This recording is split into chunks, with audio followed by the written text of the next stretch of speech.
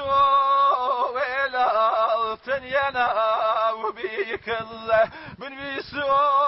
ويلا تنينا وبيك الله يتنيا قولك يدشتي في الوظيفة تنيا قولك يدشتي في الوظيفة لا يقبل رابي البويا بناظمة لا يقبل رابي البويا بناظمة يتاقد بيه بهون جسختي زمن له يتاقد بيه بهون جسختي زمن له يتكتك جاني الرزوي دامن له تكتك جاني الرزان ودامن میوان گوندێکی خەنجیلانەی هەورامانە و سەر بە پەخشی باینگانە دەکەوێتە باشووری خۆرهەڵاتی شاری پاوە نزیکەی 7 کیلۆمەتر لەو شارەوە دوورە 1840 کیلۆمەتر لە ئاسی ڕووی دەریاوە بەرزە باخ و باخات و بێسانێکی زۆری تێدا کراوە زۆرێک لە شوێنە جوگرافیەکانی ئەم گوندە ناوەکانیان هەورامیە وەک هانە سلێمان و مەیگۆڕێ ئەمەش دەیسەلمێنێ دەم ناوچەیە سەر بە جوگرافیای هەورامانە ڕێژەی دانیشتوانی دەگاتە نزیکەی 150 کەس تەنها 35 خێزان لەم ئاواییەدا دەژین دانیشتوانی میوان شێوەزاریان سۆرانیە و سربەتیرە ئیمامی جافن پێش نیو سەدە لەمەوبەر دانیشتوانی ئێرە کۆچ و ڕەویان کردووە و ڕەشماڵ نشین بوون دواتر ئەم گوندەیان ئاوەدان کردوتەوە و خزمەت گوزاریە سەرەتاییەکانیان تێدا دروست کردووە باخ و باخات و کشت و کاڵ و ئاژەڵداری و پیشە دەستیەکان کاری سەرەکی دانیشتوانەکەیەتی لە وەرزی زستاندا کەش و هەوایەکی سارد و سەختی هەیە و لە هاوینیشدا ناوچەیەکی کوێسانیە و کەش و هەوایەکی فێنک و سازگاری هەیە لادەی میوان یەکێک لە لادیەکانی بەخشی باینگانە لە شارستانی پاوە پارێزگای کرماشان لە ئێرانە ئەم دیاتەوا لە بینی دیاتەکانی ئەترافی خۆی باینگا ئارێت شمشێر سەریاز و نزیک بە شاری بانەوڕێشە ئەم دیاتە نزیک بە کەژی شاوز شاید تقریبا بێژم 500 متر تەکی کۆپایی شاوە فاصلەی هەز ئەو هەواکەی کامڵەن کوهستانیە سەردە زمستانەی سەرد و خوشکە لە حازی کولەن جغرافیا ئاوهەوایەکەی سەردە تاوسانانێکی تقریبا ئاوهەوایەکی معتەدڵی کوهستانی هەست کە هەرەوە بووە سەبایسی ئەوە کە مردم لە تاوسانانە ئەکسەرەن هەتا ئەوانەی کە جوزی لادیە بوون و چونەسەوە بۆ شار بێنەوە بۆرا بوونای ئاوایەکەی خۆیان قبلەن حیوانیان بوو ئاژەڵیان بوو وەلم لە پێوە کە مەرتەعەکەی نەماوە چون چواردەوری لام حەسرە کراوە لایەکی شارە سەناتی بردێتی لایەکی شرکەت گاز بردێتی مەرتەعەکەی نەماوە هەر بە خاتریەوە ئاژەڵداریان خستە سەلا لە حەزی باغداریش و باغداریەکی وایان نییە کە بێژم مەسەڵەن کولی کاروباریان باغداریە و باغاتێکی فراوانیانە سەر بۆ سەرگەرمی هەر خانەوادەیەک شاید بێژم لە حەدی نیم هکتاریش ناوێت باغێکیان هەست بۆ خۆیان بۆ سەرگەرمی کە هەر فقط ئەوەندە بەرهەم و سەمەری هەست کە خەر بۆ خانەوادەی خۆیان و شاید بەعزێکیش لە حەدێکیان بتوانن خەرید و فرۆشێ شتێکی پێ بکەن ئاوای میوان ئەگەر هەر لە باکەمی بڕۆینەوە دواترۆ بۆ قدمەتی تاریخیەکەی میوان بێژینی میوان لە دوو وشەی مەی و وانە مەی وانەکە مەی ینی جێگا وانیش لە ئیسلاحێکا کە تاو جێگەوا من خەبەرم هەیە بەمانی ئاوە یعنی جێگەی ئاو و کانی کە ئەگەریش کانیانێک چەندانە کانیانێکی بووە زوو بەلم تەسمانم دەورەی ئاخرە مەسام 10 ساڵ 15 ساڵی ئاخرە بە خاطری وشک ساڵی کەمتر بووە وەلم قبلەن تاو جێگەوا من بیستمەوە لە قەدیمیانی ئاوایی بیستمە جێگەی ئاو بووە چۆن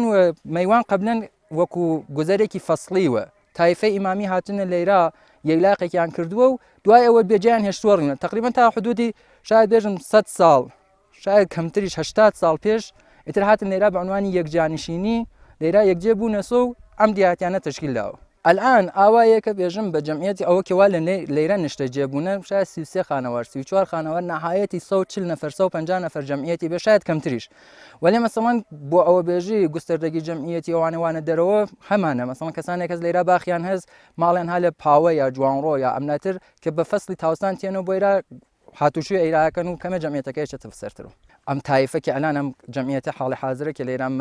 سکونەتیان هەست کولەن بۆ 130 ساڵ 120 ساڵ پێش ڕاتەوە کە کولی گشتیان ئەگەر کولەن سێ تایفەس حاڵی حاضر لەنە ئاوەیە سێتانە تایفەمانەست کە هەر سێ تایفەکە ئامۆزاوی یەکن ئامۆزایەکن کە لە یەک ڕیشا کوشای مەسەڵەن 4 پشت 5 پشت ئەگەینە یەک لە 4 نسل 5 نسل قدیمیترا کولەن ئەگەینە یەک نەفەر و کولەن یەک نەفەرم چیە کە بڕۆینە دواتریش ئەگێتەوە بە تایفەی ئیمامی تایفێکی گەورەز لە منتەقا کە دیهاتانێکی تر مەسەڵەن هەر وەکو ئارێد وەکو چلانێ وەکو ئەو بانەوڕێ ئەمانە کولەن تایفەی ئیمامی مەیوان یەکێ لە دێهاتەکانی بەخشی باینگانە کە سەر بە شارستانی پاوە لە پارێزگای کرماشانە کە واستەی ئەوەی کە وا لە بن و دامنەی کەژی شاهوا بەور و بارانێکە لە زوسانە ئەوارێ و بە ئاوبوونی ئەم بەور و بارانە کە بەعس بووگە لە ئەم منتەقا کانی و ئاوانێکی زۆر دروست بێت کانی و باخ و باخاتێکی سەرسەوزمان هەست کە مەیوان ئەوێت بە 7 کیلومتری لە ڕێگەی پا کرماشان پاوە و 5 کیلومتری شاری بانەوڕە قەراری گرکە و ارتفاعی مەیوانی لە سەطحی دەریا حدودی 1840 مترە لە سەطحی دەریا قەراری گرکە کە هەرم بەرزایی و خۆی بەعس بووگە کە باغ و باخاتێکی گەورە لە مەیوانە دروست بێت لەبەر ئەویچە کە قبلەن هەروە کە لە تاریخا وتریاوە مەیوان یەکە لە قسمەتانی وگە کە لێرا ژێر بە ناوچەی هەورامیەکان وگە و حتا چەندانە جێگە و شوێناواریشمان هەست کە بە نەموناوی هانە سڵێمان و مەیگۆڕە کە سەر بە قسمەتی هەورامان و هەورامیەکان بووگە مەیوان واستەی ئەوەی کە لە دوای ئینقلاب بۆ جێگایانێکی فریان بۆ دابینکراگە و مەدرسە و خانە بێداشت و هەروەها وەسایلی ڕفاهی جادە و ئەم جۆشتانیانە بۆ کریاگە لە دامداری ئەوەی کە ئەوسا کۆچەری وگەن ئەڕنگ بۆ گەرمەسێر و کوێسانیان کردگە توانیگانە لە شوێنەکان نیشتەجێ بێن و قدمەتی مەیوانیش حدودەن نزیکی 50 ساڵە لە دوای ئەوە کە توانیگانێتە نیشتەجێ بوون و ماڵ و وەزع و باغداریان دروست کردگە و لەگرا نیشتەجێ بوو.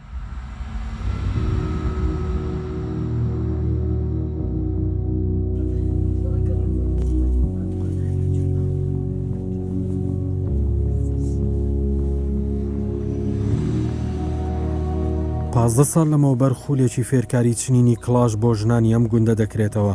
زۆرێک لە ژنانی ئاوایی فێری ئەم پیشەیە دەبن و بەردەوام دەبن لەسەری ژمارەیان 35 کەس بووە بەهۆی زۆری ژمارەیانەوە کارگەیەکی تایبەت بە چنینی کلاژ لە ئاواییەکەدا دەکەنەوە و چەندین داهێنان لەم پیشەیەدا دەکەن کلاشی ژنان یەکێکە لە گرنگترین داهێنانەکانی ئەم کارگەیە وەکو ناسنامەیەک بۆ گوندی میێوان تۆمارکراوە جگە لەوەش چەندین ڕەنگی جیاواز لەم پاپوشەدا بەکارهێنراوە و سەرنجی پێشانگا و بازاڕەکانیان بەلای خۆیاندا ڕاکێشەوە ئەم کارگەیە بووە بە پردی پەیوەندی کچانی میێوان و بازاڕە گەورەکانی شار حدودی 15 ساڵ 16 ساڵەوەی کە علاقەی خاصمان هەست بە کاری کلاش بافی ئەلبەتە ناگفتە نەمێنێ ئەم کلاش بافی لە تەرەفی دارەی میراسی فەرەنگی شارستانی پاوە هاتن لە نای ئاوایەکە کلاسێکی ئامۆزشیان بەرگزار کرد تەواوی خانمەکان وارد بوون بە ئەم ئەرسەی کلاش بافیە بەد کولەن دارای مەدرێکی سەنعەتگەرین ئەلانەیچە ئەمە تەعاونیەکمان ڕێنیا لە ساڵی 93 تەسمیممان کرد کە کاری تەعاونیە بەرگزار بکەین لە نای ڕۆستاکان تا خانمەکان مەجبور نەون بڕۆن لە شارەکان لە ئەترافا بێنی مەسەڵەن لە پاوە لە ڕوانسەر یا لە جوانڕۆ هەر موقعێکی ئەڕین کلاشیان ئەهاور مەسەڵەن ماتەڵن بڕۆنە دەری دوکانەکە ئایا دوکانەکە بازوێ باز نەیە حتا مەسەڵەن بازێ موقع لێرە ئەڕین تا جوانڕۆ یا تا کرماشا چی دوکان یا باز نییە یا ژێرە کلاش نییە یا مەواردی لازمیان نییە مەورد نیازیان نییە کە بێرنەوە ئاهاتنەوە بعد 3 ڕۆژ 4 ڕۆژ دووبارە هەم ئەقدامیانەکردنەوە بەرەو شارەکان ئەچونەوە کە تا ژێرەکان بێرن و بیبافن دووبارە تەحویڵی شار بدەنەوە ئێمەش تەسمیممان کرد و کۆمەکی مەسئولینی ئەلبەتەوە خودی ئاوایی و هەمیاری خانمەکان کە تەشکیلی ئەم تەعاونیە بدەین و ئەلانە تەعاونیەکەمان لە ساڵی 94 ڕائەندازی کرد الحەمدولله کە فرە مەوەفەقی شوین پارساڵ حدودی برجی دەو لە ناو زمسانە من تەسمیمم کرد بە ئەوەی کە سەبتی برند ئەنجام بدەم سەبتی برنجەکەمان بە هەزینەیەکی فرە لەبانەوە ئەنجام داوە ئەلانەیچە برندمان و ئیسمی کلاشی مەیوان سەبت کردەیە کە ئینشاڵڵا کلاشەکە ئێمە بەرەو هەر مەحوەتەیە بڕوە شناسایی بێ و شناسەوێک کە کلاشی مەیوان بە ناوی مەیوان سەبت بووە.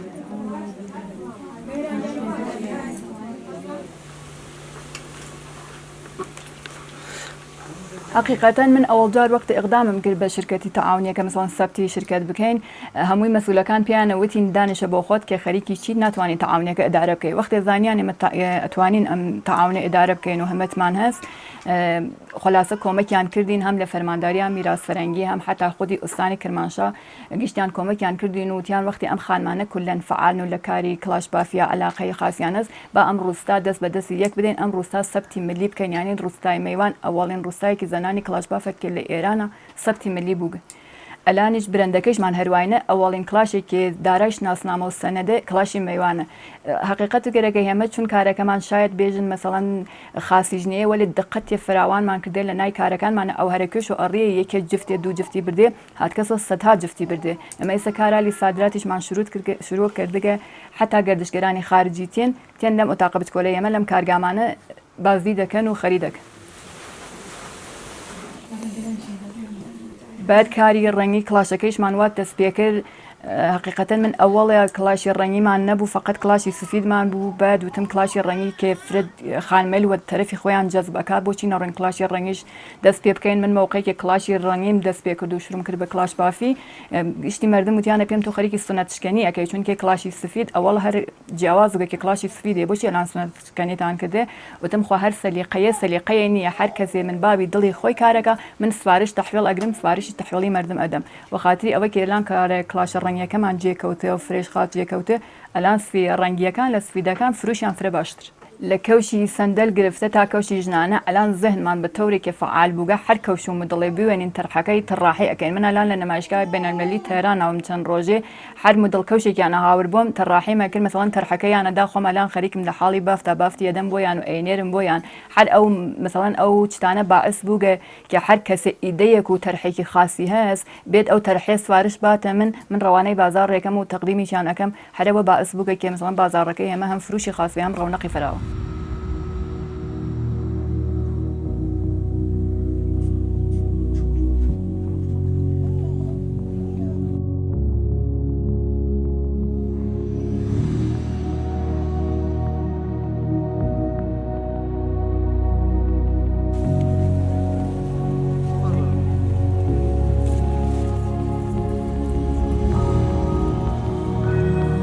کشتتوکاڵ بە شێوەیەکی گشتی زەحمەتە و کاری هەرەوەزی دەوێت لە ناو کەلتوری کوردەواریدا پیاو بە شێوەیەکی سەرەکی ئەم کارەی ئەنجامداوە و هەندامانی خێزان شان بەشانی پیاوەکانیان ئەم کارەیان کردووە لە گوندی میێوان ژنان خۆیان خاوەنی بێستان و زەویە کشتتوکاڵیەکانیانن بۆ ماوەی 5 مانگ لە ناو بێستانەکاندا بە بەردەوامی کار دەکەن لە سەرەتای بەهارەوە دەست پێ دەکەن و لە سەرەتای پاییزەوە کۆتایی دێت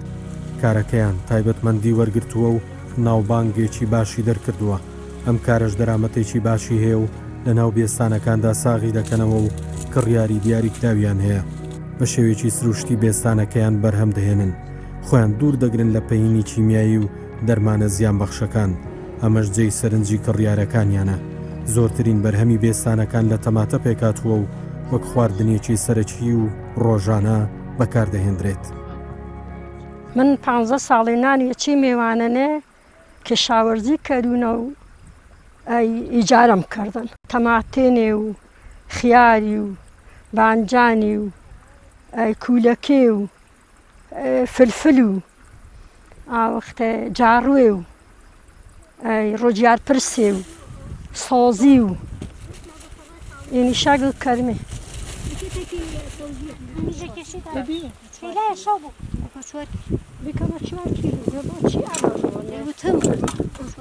ومنمان قو وهاري الشروع بو حتى ده 15 روي بايز به بايز عماتر السردا بروش دي منطقة من هنا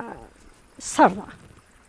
وقت اتشي وكاي عوبان اباسط ريسا مدر مع إيسانه وقت يعوبان السردا زو بروش من كلن مشترين فرن يعني جا روانسرو جا نوسو جا هانا قرملو جا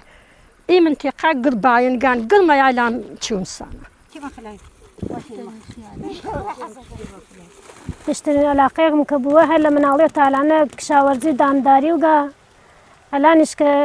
الي باكم دايك مع الزندگيه كاين زمينه كاي ام كشاورزي معنا هەر بووگەس و هەتا سەریش هەر هەز ئەلانیش تقریبەن لە نای ئاوایی مەیوانە ئەکسەری کاری کشاوەرزیمان کاری بۆیسان و باغداریە و گەنم و ئەمانیشە هەر ئەخەین و بعد کاری ئەویشمانە هەست کە مەسڵان ژن و پیا هیچ فەرقێکی نییە بۆمان ژن کۆمەک شانۆشانی پیا و کارمان کارەکە مەسڵەن ئەم بۆیسانیچە لەبەرەوەی کە کاری بۆیسان و تەماتە و ئەم جۆرە شتانی چاکەین کە دەرامەدێ فراخاسی هەسو مثلا خەرج و مەخارجی ئەکسەرن ئاوایی مەیوانمان ئەکسەرەتی ئەوانەی کە مەسڵەن هیچ مەعاشێکیان نەوێت واوە سەری بۆیسانەوە کە تر هەمیشە لەسەر تەماتە و کارەکە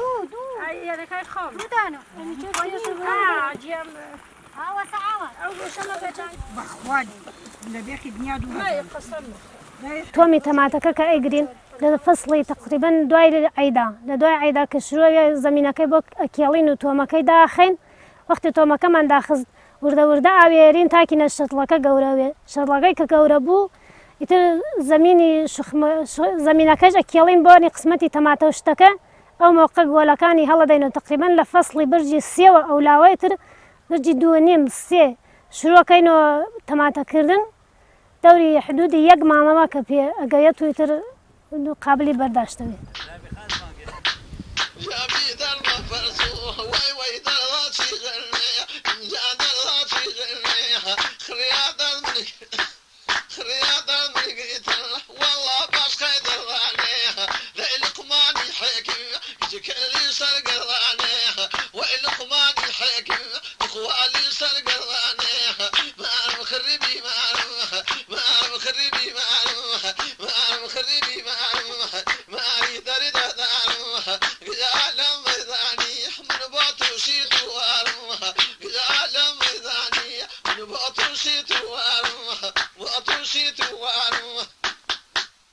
باخداری بەشێکە لە سەرچاوی بژێوی دانیشتوانی میێوان سێو، قۆخ، جێڵاس، توو لەگەڵ گوێزدا گرنگترین بەرهەمەکانی باخداری ئەم گوندن بەرهەمیان پەیوەستە بە سروشت و کەش و هەوای ناوچەکە ئەو کاتانەی وشکە ساڵی و تەرزە و سەرما هەبێت زیان بە بەروبوومی باخەکانیان دەگەیەنێت هاوشێوەی گوندەکانی تری هەورامان لە بەهارەوە دەچنە ناو باخەکان و بە چێڵان و ئاودێران دەست پێ دەکات و لە وەرزەکانی هاوین و سەرەتای پاییزدا بەرهەمەکانیان کۆ دەکەنەوە ماڵ و منداڵ و ئەندامانی خێزان هاوکارن لە بەرهەمێنانی باخداریدا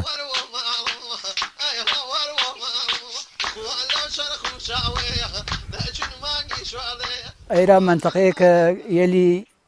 درەختی سێو باخیا گێلاس توی تو گوێز ئەمانە ئەو هەوای سازگارە ئەو موقع ئەگەر وشک ساڵی نەوێ هێمە توانین ڕەحەت ئاویاری بکەین بەڵام ئەگەر وشک ساڵی شێوە تانکروت دەبە و ئەمانە ئاویاری بکەین هەر وەختێ بارندگی فرەوێ لێرە ئاوی فرەس و تەڕە ساڵیە بەڵام ئەگەر بارندگی نەیە و شاوە بەوری لێ نەوارێ وشکە ساڵیە و وەزی ئاوی معزەلە ئاوی فرە دەردی سەر بۆ ئاویاری ئەو موقع ئەگەر ساڵی خۆشوێ سەمەری باشە و مردم ئەتوانن بەرداشتێکی باشیان بێت لە باخ و بۆیسان و کەشاوەرزی خۆیان ئەو موقع لە پاڵی ئەم باخ و بۆیسانە هەر ماڵێ مانگایە 2 مانگایش نگاداریەکەن ئەو موقع بۆیە فەرێژ نگاداری ناکەن مەرتەعی نییە منتەقەکەمان مەرتەعی نییە تا بتوان حیوانداریەکی فرە نگابێرن و وەسعەتی بێ تر بە خاتریەوە فرەتر مەتەکی وە باغداری و بۆیسان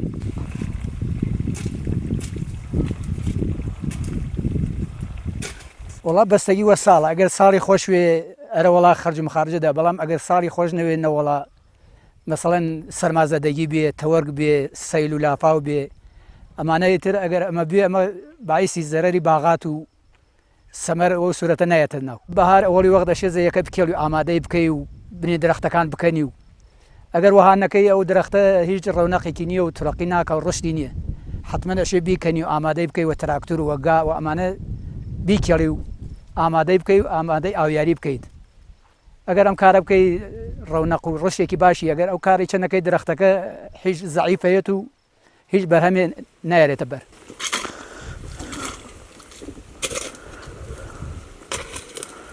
حاڵی حاضر ئاویاریە و ئەو موقع سەمەری بۆیسانچنینە و لە برجی هەفتی چاشورۆکەنە گوێستەکاندن بەرداشتی گوێزە و ئێتر لە 10 هەفتە 12 هەفتە بەرداشتی گوێزە تەکێن و وڵا بەستگی وە ساڵ ئەگەر ساڵی ئاوی هینوێ تەڕە ساڵی و ئاو بێ هەرکەس نەوبەتی خۆی ئەیدێریە وتر ئاوەکە زۆرە ئەگەر تەڕە ساڵیی نەوێ و وشکە ساڵی وێ ئەیکەنە نەوبەتی و هەر ماڵێ ئەندازەی باخی خۆی بەستگی وە باخست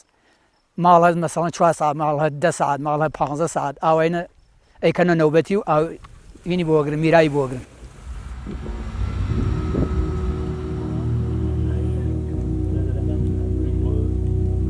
تایبەتمەندی ئەم گوندە لەوەدا کۆ دەبێتەوە بەشێکی زۆری دەستی کار لە ئاسۆی ژناندایە و لە ناو باخ و بێسانەکاندا ڕۆژانە کار دەکەن.